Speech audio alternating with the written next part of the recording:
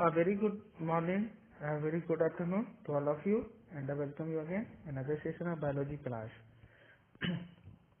और आज की क्लास में एक ऐसा टॉपिक जो हमारे लिए बहुत इम्पोर्टेंट है और इस टॉपिक से आप सभी परिचित है ना। और आज का जो हमारा टॉपिक है वो है sickle cell anaemia. Sickle cell anaemia disease के बारे में देखेंगे हम, ठीक है, कि एक सिकल सेल एनीमिया जो एक नॉर्मल ब्लड सेल होता है उनके सेल्स में चेंजेस आ जाता है ना, एक सिकल हंसियानुमा बन जाता है, ठीक है। तो सिकल सेल एनीमिया के बारे में हम आज की क्लास में बात करेंगे, ठीक है। तो चलिए ठीक है, स्टार्ट करते हैं सिकल सेल एनीमिया।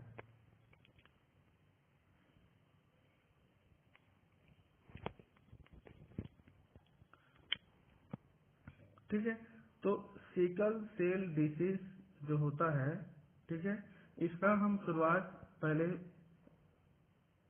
मतलब इसको स्टेप वाइज देखेंगे। तो सबसे पहले हम थोड़ा इनके परिचय के बारे में चलते हैं, ठीक है। प्रस्तावना शब्द यूज कर सकते हैं हम लोग यहाँ पे, प्रस्तावना, ठीक है।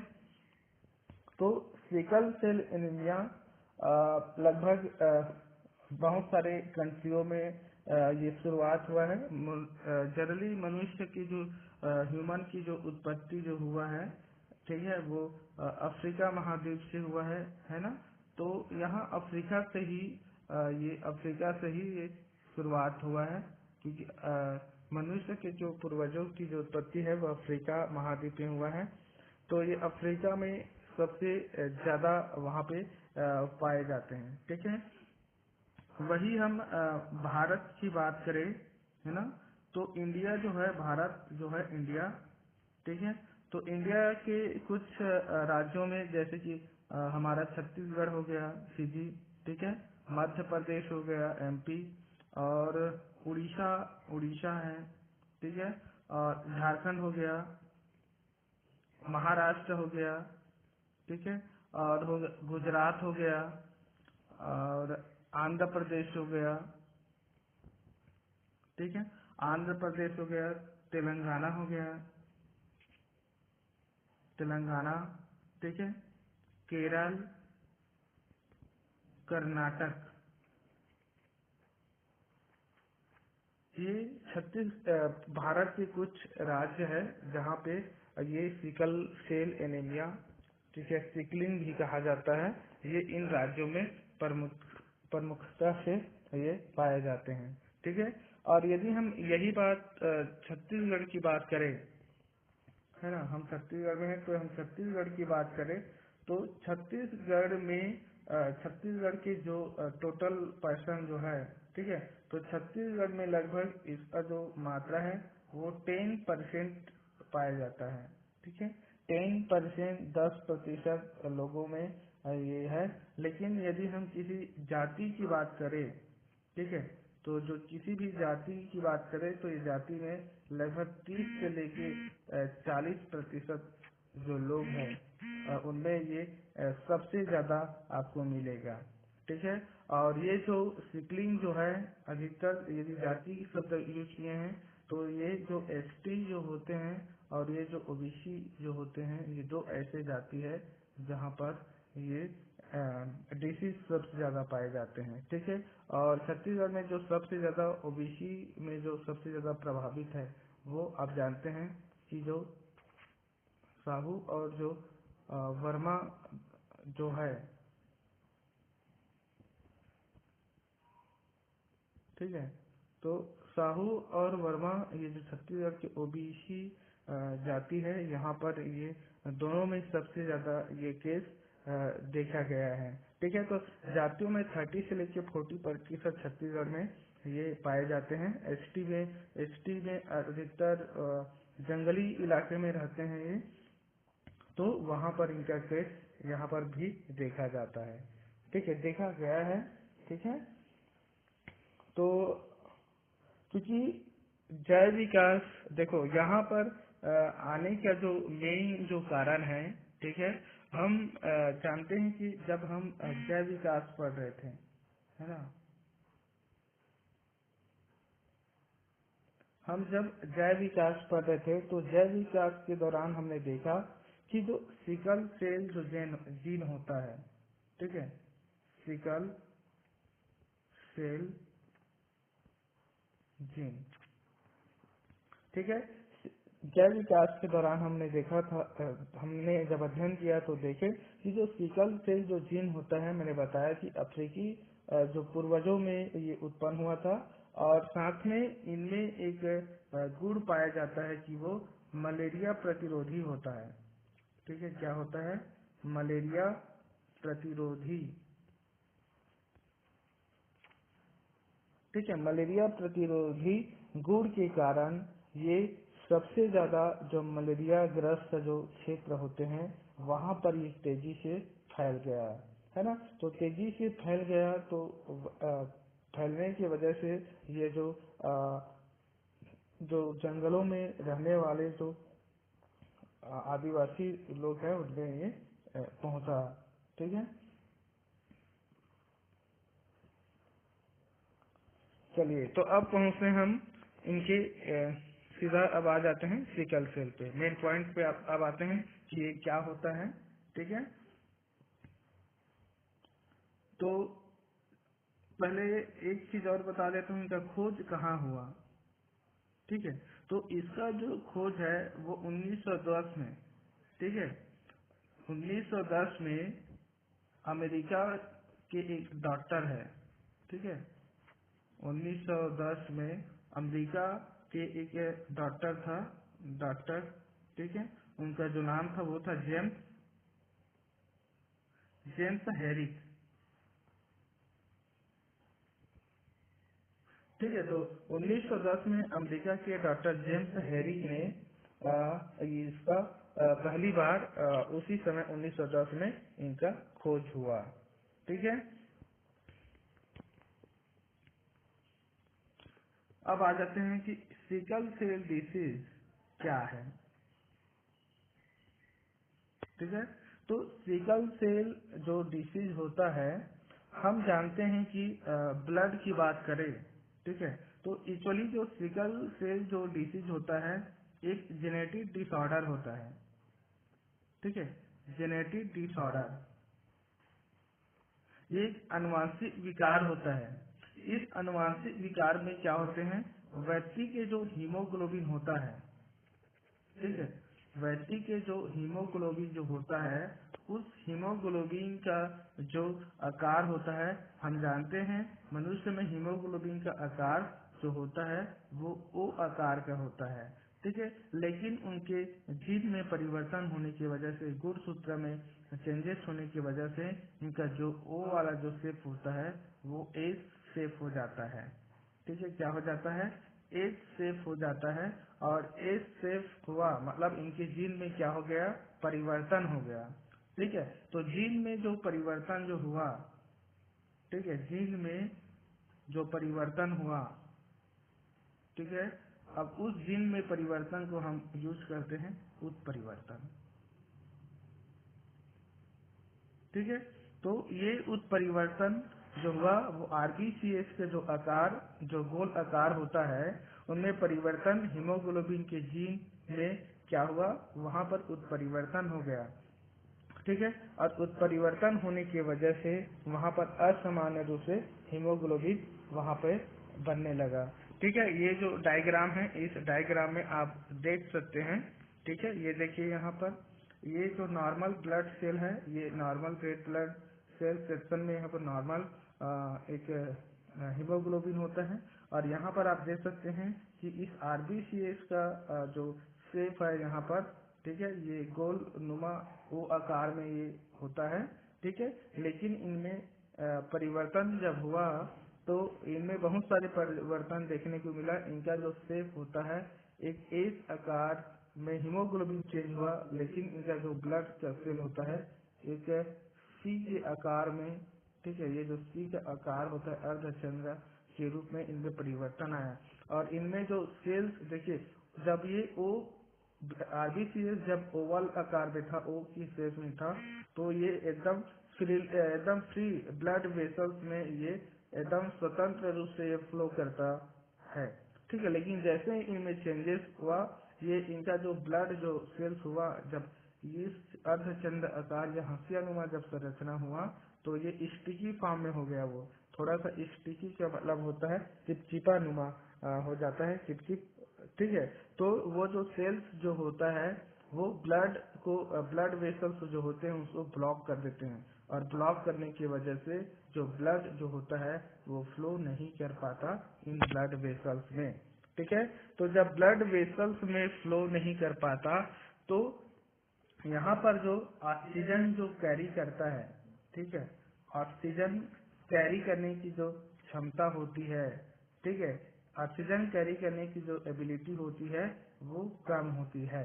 ठीक है, और धीरे धीरे इनका जो जीवन काल होता है, जो आरबीसीएस का जो जीवन काल जो होता है वो 120 डे होता है।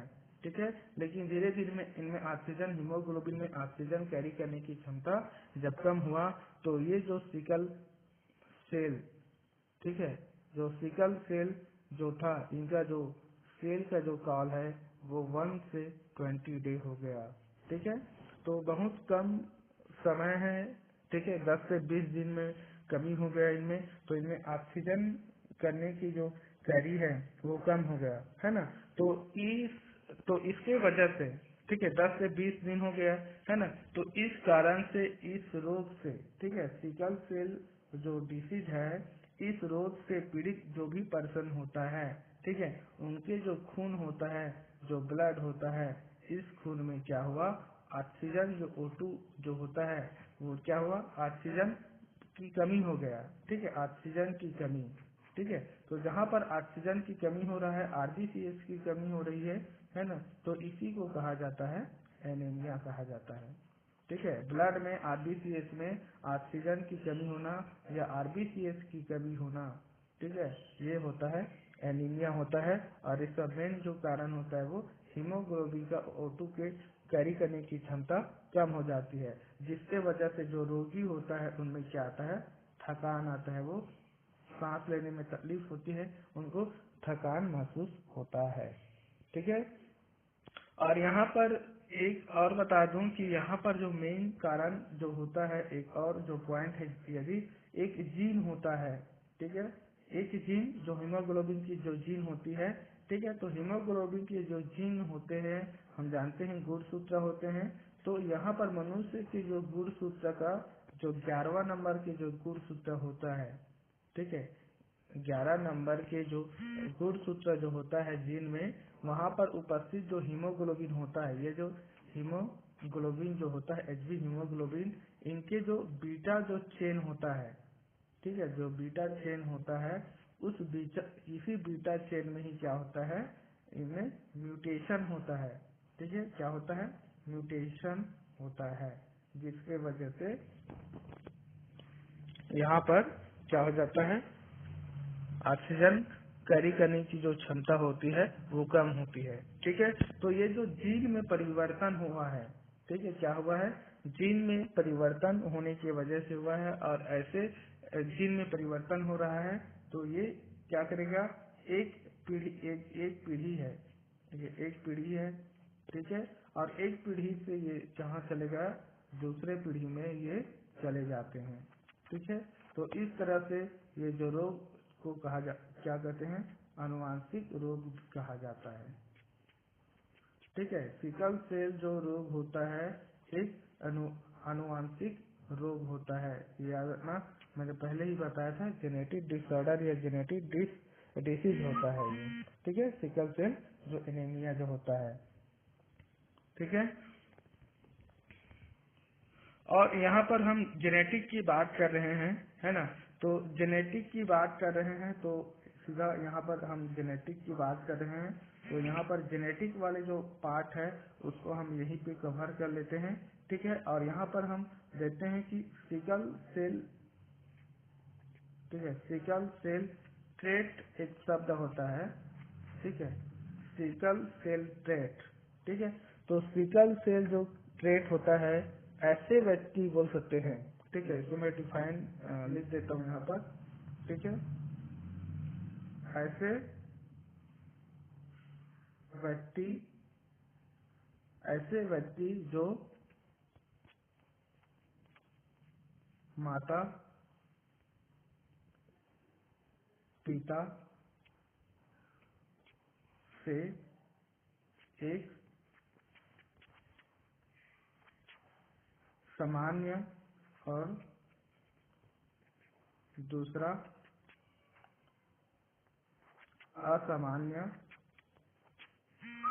असामान्य, हीमोग्लोबिन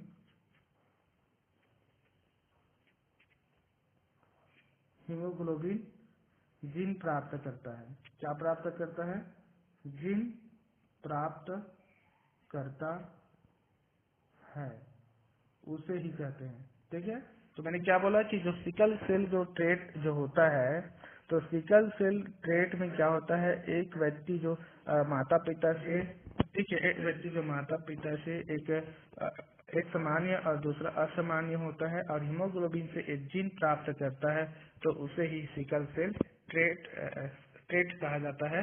और ऐसे कंडीशन में यहाँ पर जो बच्चे में जो प्राप्त होता है 25%, 50%, ठीक है, और 25%, तो जो 25% जो होता है वो नॉर्मल होता है। ठीक है, और ये जो 50% जो होता है वो उत्परिवर्तन होता है इसमें।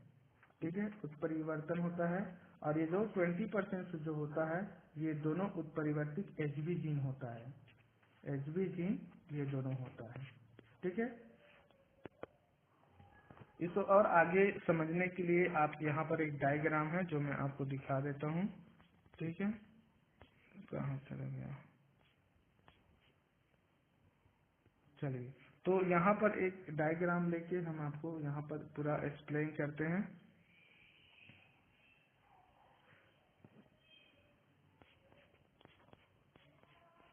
चलिए, ये वाला डायग्राम मिल गया। चलिए देखिए, तो यहाँ पर जैसे मान लीजिए एक अनअफेक्टेड कैरियर फादर है और एक जो ये जनक है, पेरेंट्स है। ठीक है, तो दोनों अनअफेक्टेड है।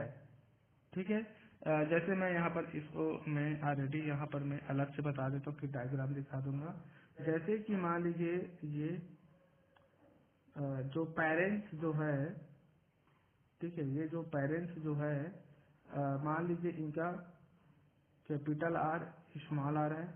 एक minute,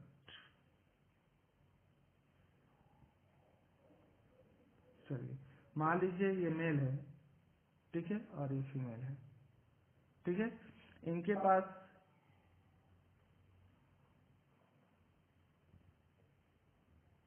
capital R small R, capital R small R, और ये जो दोनों जो है ये अनइफेक्टेड कैरियर है। ठीक है, तो ये जो आर इस आर के साथ जुड़ गया, आगे यहाँ पर कैपिटल आर नॉर्मल। ठीक है, और इनका ये जो आर है इस आर के साथ, तो कैपिटल आर स्मॉल आर। ठीक है, अब दूसरा वाला देखते हैं, स्मॉल और कैपिटल आर, तो ये हो गया आर आर, स्मॉल और कैपिटल। ठीक है, और स्मॉल आर और यहाँ पर जो स्मॉल आर जो होते हैं, ये हो गया दोनों कैपिटल आर, स्मॉल आर। ठीक है, ये स्मॉल आर और ये है कैपिटल आर। ठीक है, तो यहाँ पर हम जो बात कर रहे थे, ये जो कैपिटल आर जो यहाँ पर जो सामान्य जो आया है, ठीक है, ये जो सामान्य जो नॉर्मल जो आया है, ये नॉर्मल वाले यही है 25% कैपिटल आर वाले। ठीक है, और ये जो कैपिटल स्मॉल और कैपिटल स्मॉल जो है, ये 50, ये है उत्परिवर्तित जो परिवर्तन हुआ है 50%। ठीक है, और ये जो स्मॉल आर जो है ये 25% क्या होता है, ये होता है जो रोगी होता है। ठीक है, क्लियर। यहाँ पर और डायग्राम में आप और देख सकते हैं कि यहाँ पर जो अप्रभावित वाहक पिता होते हैं और अप्रभावित वाहक जो माता होते हैं, ये जो जनक जो होते हैं, ठीक है। तो जनक जो होते हैं यहाँ पर देख सकते हैं कि आर आर, ठीक है, यहाँ पर कैपिटल आर और स्मॉल आर है, मतलब ये क्या है, हेट्रोजीनस है, हेट्रोजीनस है, ठीक है। और यहाँ पर स्मॉल आर और स्मॉल आर मतलब ये क्या है, ये होमो है, होमोजाइगस, ठीक है, मतलब ये समरूपी होता है, ठीक है। तो समरूपी होने की वजह से यहाँ पर जो संतान में 25% मतलब 100 में से सिर्फ 25% मतलब मान लीजिए 4 संतान है तो 4 में से सिर्फ एक बच्चे में क्या होते हैं, रोगी होता है, ठीक है। और एक जो होता है वो नॉर्मल होता है, और जो 2 होता है वो वाहक होते हैं, ठीक है। यहाँ पर मतलब 50%, ठीक है, यहाँ पर जो 50% जो प्राप्त हुए हैं वो वाहक होते हैं, ठीक है। वाहक का मतलब ये है कि वो रोगी तो नहीं है, लेकिन जब वो किसी के साथ इनमें किसी मतलब ये जो वाहक जो होते हैं वो अपने नेक्स्ट पीढ़ी में क्या होते हैं, वो रोग उत्पन्न करने की क्षमता इनमें रहती है। वो रोगी नहीं है लेकिन वो अगले पीढ़ी में वो क्या कर सकते हैं, रोग उत्पन्न कर सकते हैं, ठीक है। और एक जो होते हैं वो रोगी होता है, ठीक है। क्लियर पॉइंट ये, ठीक है। और यहाँ पर यदि आपको समझ में आप नहीं आया होगा तो आप क्वेश्चन पूछ लेना, ठीक है, बाद में, ठीक है। क्लियर। चलिए अब इसके बाद ये वाला जेनेटिक्स जो वाला है वो हो गए यहाँ पर, ठीक है।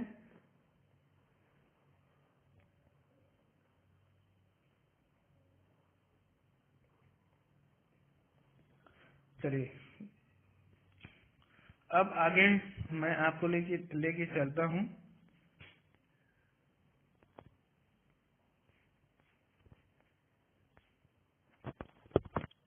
ठीक है। हमारा नेक्स्ट जो पॉइंट है वो है लक्षण, ठीक है, क्या क्या लक्षण होता है,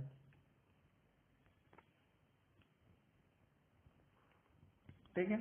तो लक्षण ये है, ठीक है, इस रोग की वजह से जो त्वचा जो होता है, त्वचा पीलापन आ जाता है, ठीक है।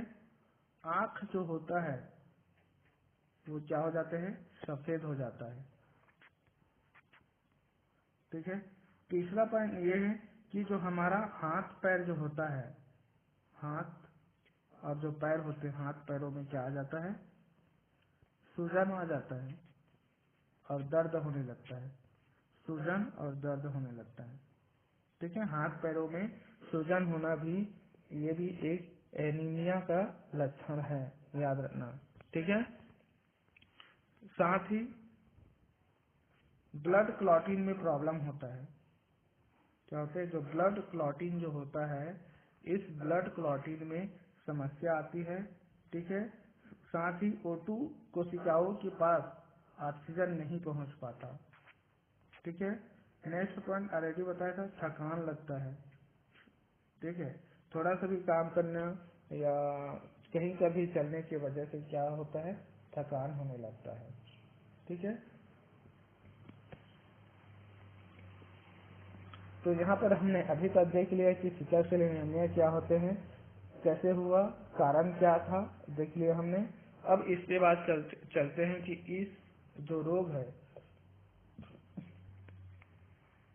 ठीक है, यहाँ पर इसको लक्षण को आप और देख सकते हैं, इसलिए मैंने यहाँ पर टाइप किया हुआ, एक अपलोड ऑलरेडी मैंने किया हुआ है, इसके लक्षण को आप और एक बार देख लेना, ठीक है। अब इसके बाद आते हैं इस रोग का क्या प्रिवेंशन है,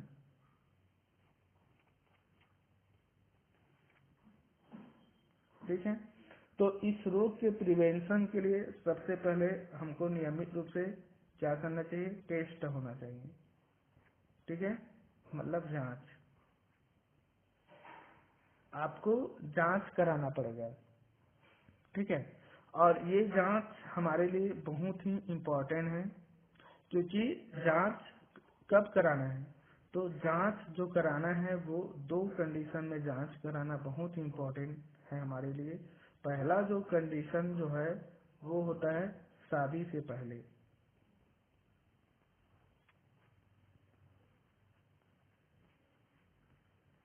ठीक है। हमारे समाज में, हमारे भारतीय जो समाज है उसमें आज भी शादी से पहले ऐसा नहीं करते हैं। एक सामाजिक समस्या भी है ये, जिसके वजह से ये नहीं कर पाते, है ना। तो शादी से पहले आपको अपना ब्लड टेस्ट कराना चाहिए, ठीक है। और एक जब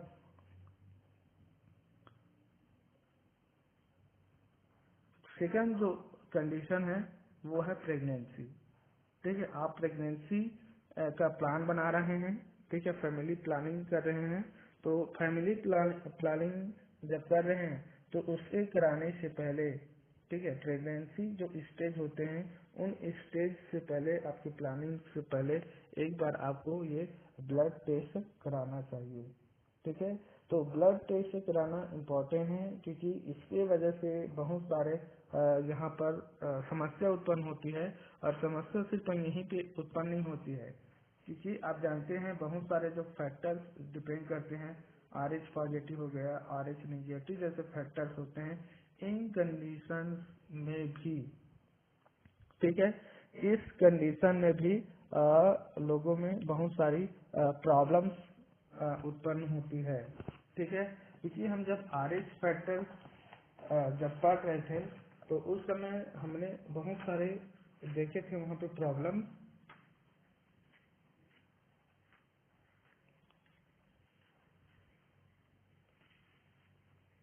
एक मिनट,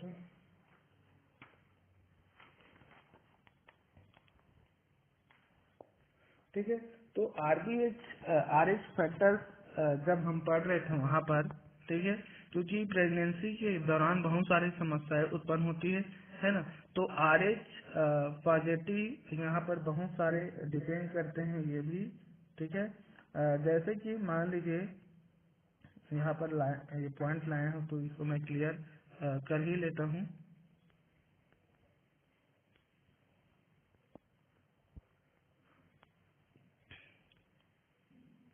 ठीक है।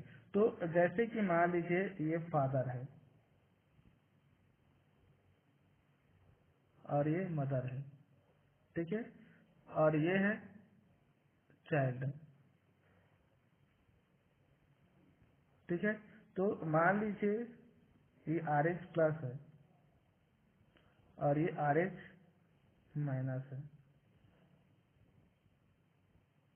ठीक है। तो जो बच्चे जो होते हैं वो नॉर्मल होते हैं, ठीक है। मान लीजिए ये RH माइनस है और ये RH प्लस है, ठीक है। तो भी जो बच्चे होते हैं वो नॉर्मल होते हैं, ठीक है।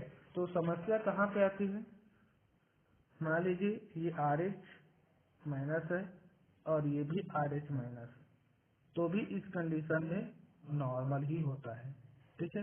अब समस्या अब आती है कि मान लीजिए RH पॉजिटिव है,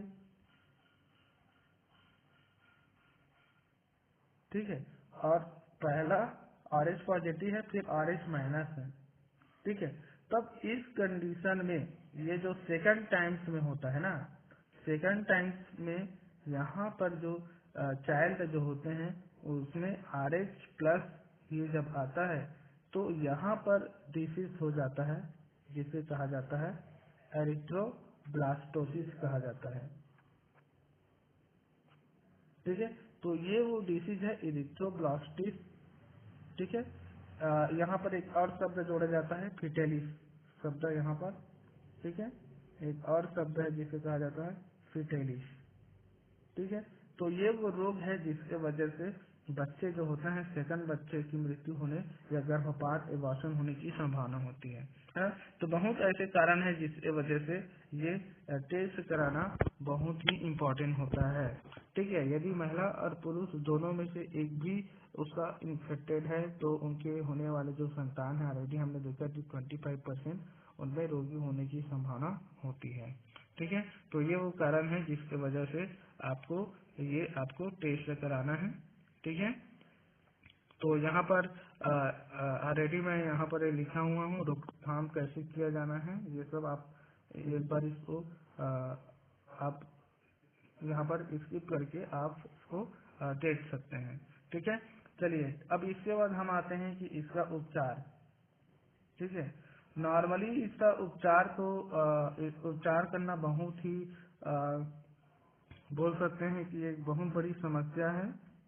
ठीक है, और इसका उपचार जो करना अभी तक ज्यादा सफल तो नहीं हुआ है। ठीक है, लेकिन इसका जो उपचार जो है, ठीक है, वो दो उपचार बहुत इम्पोर्टेंट है। ठीक है, और यहाँ पर इम्पोर्टेंट जो है वो है बोन मैरो। ठीक है, जो बोन मैरो जो होता है उस बोन मैरो को क्या करके ट्रांसप्लांट करके, ठीक है, बोन मैरो को ट्रांसप्लांट करके और यहाँ पर जो स्टेम जो सेल होता है, ठीक है, स्टेम सेल और जो ट्रांसप्लांट जो बोन मैरो होते हैं उसको उसके द्वारा ट्रांसप्लांट करके उसको उपचार किया जा सकता है। ठीक है, तो आप जानते हैं ये हमारा ब्लड वेसल्स होते हैं और यहाँ पर बहुत सारे सेल्स होते हैं, चाहे वो आरबीसीएस हो या डब्ल्यूबीसीएस हो। ठीक है, डब्ल्यूबीसीएस हो या आरबीसीएस जो होता है ये एक ब्लड वेसल्स होता है। ठीक है, और आप यहाँ पर देख सकते हैं कि जो ब्लड वेसल्स जो होते हैं यहाँ पर डब्ल्यू के आकार पे है और यहाँ पर आरबीसीएस भी आपको मिलेगा यहाँ पर, और यहाँ पर डब्ल्यूबीसीएस भी है ना। तो यहाँ पर ट्रांसप्लांट कर सकते हैं। ठीक है, यहाँ पर देखिए ये है बोन मैरो। ठीक है, बोन मैरो ट्रांसप्लांट बीएमटी कहा जाता है। तो यहाँ पर बोन मैरो आप जानते हैं बोन मैरो में ही ब्लड बनता है। आरबीसीएस जो होता है वो बोन मैरो में ही बनता है, अस्थि मज्जा कहा जाता है। ठीक है, और यहीं पर ही हीमोग्लोबिन भी बनता है। ठीक है, तो यहाँ पर जो रेसिपिएंट होता है और एक हेल्दी डोनर होता है। ठीक है, और ये हेल्दी डोनर जैसे कि किसी को एनीमिया हुआ है तो 25% जो बोला एनीमिया हुआ है, रोगी है, तो उनके जो भाई होते हैं, उनके जो भाई या उनके जो बहन होते हैं, उनके जो ब्लड या जो उनके जो बोन मैरो होते हैं उसके बोन मैरो को यहाँ पर क्या कर सकते हैं, उसको बोन मैरो को वहाँ पर इंजेक्ट कर सकते हैं। यहाँ पर देखिए लिखा भी है कि healthy bone marrow cells injected, तो यहाँ पर उसको क्या कर सकते हैं, इंजेक्ट कर देते हैं। पहला वाले में उसको रिमूव किया है, जो हेल्दी पीपल होते हैं वहाँ से लिया और उसे दूसरे पे उसको क्या कर देते हैं, क्या बोलते हैं, इंजेक्ट कर सकते हैं। ठीक है, तो इंजेक्ट करने की वजह से यहाँ पर बहुत सारे एंटीबॉडीज का फॉर्मेशन वो करता है। ठीक है, यहाँ पर वो डायग्राम नहीं डाल पाया। ठीक है, एक मिनट।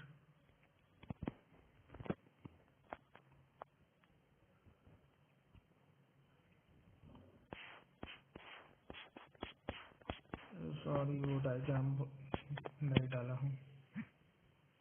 ठीक है, वो डायग्राम नहीं हो पाया। ठीक है, तो ये होता है जिसके वजह से बोन मैरो को ट्रांसप्लांट ये स्टेम सेल्स होता है। तो इससे बहुत सारे फिर से उन सेल में आरबीसी जो होता है, इरिस्टोब्लास्टिस जो होता है उसको ज्यादा मात्रा में फिर वो कैरी करने की उनमें क्षमता आ जाती है। ठीक है, और जो टी सेल्स जो होते हैं ये डब्ल्यूबीसीएस वाला है, तो उसका हेल्प करता है, किल करता है बहुत सारे जो उनके जो इन्फेक्टेड जीन्स होते हैं। ठीक है, दूसरा जो कंडीशंस जो है यहाँ पर और देख सकते हैं पूरा यहाँ पर ये जो बोन है, ठीक है, बोन मैरो में इम्पोर्टी स्टेम सेल्स होते हैं जिसकी वजह से बहुत सारे मल्टीफॉर्म में स्टेम सेल का फॉर्मेशन होता है, जिसकी वजह से बहुत सारे टी सेल्स और बी सेल्स का और यहाँ पे बहुत सारे प्रे सेल्स का फिर वो निर्माण करता है। ठीक है, दूसरा जो कंडीशन है वो दूसरा जो उपचार है वो होता है जीन थेरेपी। ठीक है, तो जीन थेरेपी के द्वारा भी ये एक जरिया है जिसके वजह से नॉर्मल यहाँ पर क्या कर सकते हैं, उनको इंजेक्ट कर सकते हैं। तो यहाँ पर एक ब्लड सेल्स, यहाँ पर जो स्टेम सेल्स जो होते हैं उसको हमें कलेक्ट करना पड़ेगा और ये हमको एक हेल्दी पीपल होता है वहाँ से प्राप्त होगा। फिर उसका जो जो बीटा जो ग्लोबिन जो जीन जो होते हैं उसको हम ट्रांसफर करते हैं वेक्टर के रूप में। ठीक है, तो वेक्टर के रूप में करते हैं, फिर उसको बाद में उसको स्टेम सेल को बाद में फिर से उसको पेशेंट जो होता है उस पे उसको इंजेक्ट कर देते हैं। ठीक है, तो इस तरह से ये उपचार है और इसके कुछ दवाई आता है, मेडिसिन आते हैं, दवाई। ठीक है, तो इनका जो दवाई के रूप में बहुत सारे होते हैं, क्योंकि इनमें रोगी को बहुत दर्द होता है। ठीक है, तो दर्द सहने के लिए बहुत सारे दवाई वगैरह भी दिया जाता है और इसको कंट्रोल करने के लिए भी। तो यहाँ पर एक जो दवाई होता है वो दिया जाता है हाइड्रो हाइड्रोक्यूसीरिया क्यूशीरिया, ये एक दवाई है जिसको दिया जाता है। सेकंड दवाई यहाँ पर यूज किया जाता है पेनिसिलिन का दवाई यूज किया जाता है। ठीक है, तीसरा जो जो है, ठीक है, तीसरा जो दवाई है वो फोलिक एसिड दिया जाता है। ठीक है, और ये आप जानते हैं फोलिक एसिड क्या होता है, ये जानते हैं विटामिन B12 होता है ना। और ये हीमोग्लोबिन कैरी करता है ये, तो हीमोग्लोबिन कैरी करता है ये, जिसके लिए फोलिक एसिड की टेबलेट यहाँ पर दिया जाता है। ठीक है, और साथ में मैंने आपको बताया कि जो RBCS जो सिकल सेल्स जो होते हैं वो मलेरिया प्रतिरोधी होते हैं, है ना। मलेरिया प्रतिरोधी, मलेरिया रेसिस्टेंस, मलेरिया प्रतिरोधी के गुण पाए जाते हैं। इसलिए यहाँ पर इनको जो दवाई जो दिया जाता है वो एक दवाई होता है एंटी मलेरियल। ठीक है, एंटी मलेरियल। ठीक है, एंटी मलेरियल प्रोफी, ठीक है, प्रोफी लेटिकस लेटिसस ये दवाई दिया जाता है। ये वो कुछ दवाई है जिसको आपको नियमित रूप से ये दवाई आपको लेते रहना है। ठीक है, साथ में आपको, ठीक है, साथ में आपको एक और जो है, ठीक है, यहाँ पर आपको आपका हेल्दी लाइफ स्टाइल अपनाना पड़ेगा।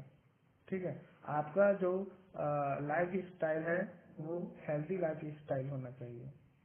ठीक है, क्या होना चाहिए, हेल्दी लाइफ स्टाइल होना चाहिए।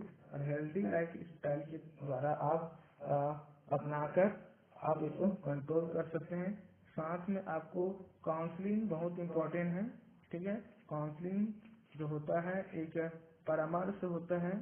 ठीक है, परामर्श करके यहाँ पर उसको कंट्रोल किया जा सकता है। ठीक है, क्योंकि बहुत सारे लोग, बहुत सारे आज भी छत्तीसगढ़ के बहुत सारे लोग हैं जिसको आज भी नहीं पता है वो होता क्या है, तो उनमें वैज्ञानिक सोच लाना ये बहुत जरूरी है। ठीक है, तो इसके लिए हमारे जो सरकार ने क्या किया, ठीक है, ये तो एक कारण हो गया। ठीक है, और यहाँ पर एक कारण है जो मैंने आपको और पढ़ा था, जो आपके लिए सबसे ज्यादा इम्पोर्टेंट ये हो सकता है, जो मैंने पढ़ा था अपने कॉलेज लाइफ में।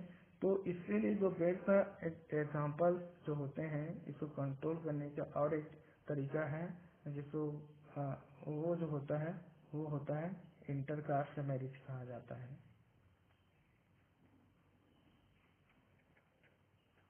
ठीक है, तो इंटरकास्ट मैरिज के द्वारा इसको कंट्रोल करने की क्षमता होती है और वो कंट्रोल हो ही जाती है। ठीक है, इंटरकास्ट मैरिज यदि होता है किसी के बीच में, ठीक है, तो उनके आने वाले जो संतान जो बच्चे होते हैं उनमें ये होने की संभावना बहुत ही कम होती है। ठीक है,